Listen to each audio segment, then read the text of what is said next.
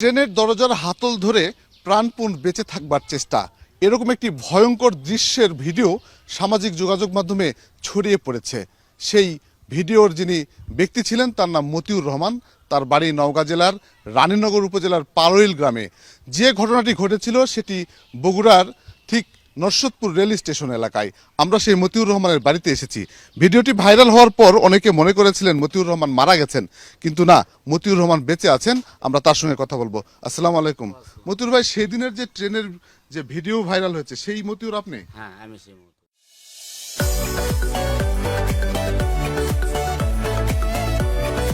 Rail station পাওয়ার আগেই ওরা হাতটা ছাড়া দেয়। দেওয়ার পর ওখান থেকে ঘোরাতে ঘুরতে ঘুরতে মনে করেন যে সিপার ভিতর পড়ে যায়। যাওয়ার পর লোকজন বলে যে ওকে শিয়া পর, শিয়া না পড়লে বাঁচবে না। যখন আমি ঢুকাই যায়, শোন আমার ঠ্যাং অলরেডি এইদিক করে ছিল, সে ঠ্যাংটা ঢুকা চলে যায় এইদিকে। মানে রেলের ভিতর কাটা পড়বেই। আল্লাহর কি বেন, আমার আল্লাহ বেন দিয়া দিছে।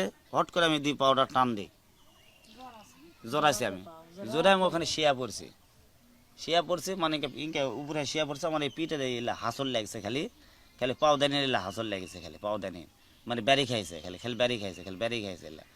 মানে আমি ছিলাম একে সামনেকার বগির, তো সামনেকার দ্বিতীয়কার বগির ছিলাম। তো গাড়িটা তো গোটাগুটি রেল স্টেশনে মাথা পর্যন্ত যাইতে হবে, গেলে গে তো স্টপিক দিবে।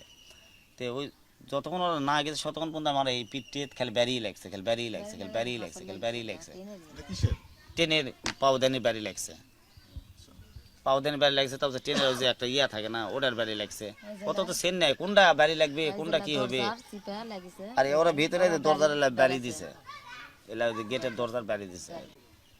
হাত আমি একটা ধরেছিলাম, এক হাত ধরেছিলাম, আর এক হাত যখন ধরবে শোন ওরা হাত ছাড়া দেয়। মিশাই কয়ে হাত দে, মিশাই কয়ে হাত দে। যে হাত দিবাছে সে আর হাত আমার নাই।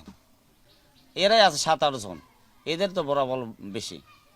আর এক কথায় বলেছে যে মোবাইল চুরি করছে করে আমাকে মারপিট করবে লাগেছে।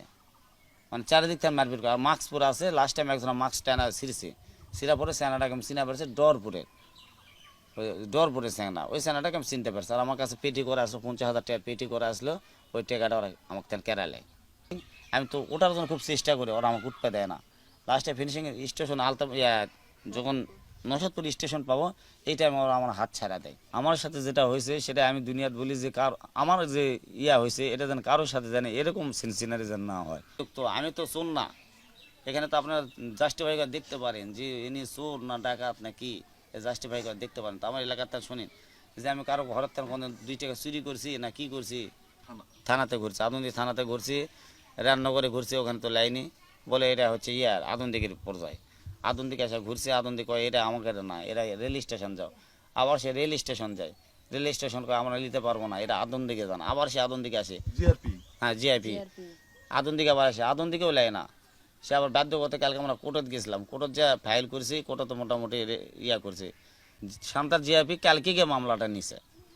উনি ঘোরার পর কালকে গিয়ে মামলাটা নিছে, করছে আমরা দেখে শুনে এটা কি করা যায়, তারপর আমরা মামলা নিব, সমস্যা নেই। এই ব্যক্তি আমরা জানি যে উনি বেঁচে আছেন এবং উনি সশরীরেই আসছিলেন। আমার এখানে আসে অভিযোগ পেলে আমরা অভিযোগের ভিত্তিতে আমরা নিয়মিত মামলা রুজু করি এবং অভিযোগের যে মামলা যার নামে আসামি, আমরা আসামি গ্রেপ্তারের জন্য পুলিশি অভিযান তৎপর আছে।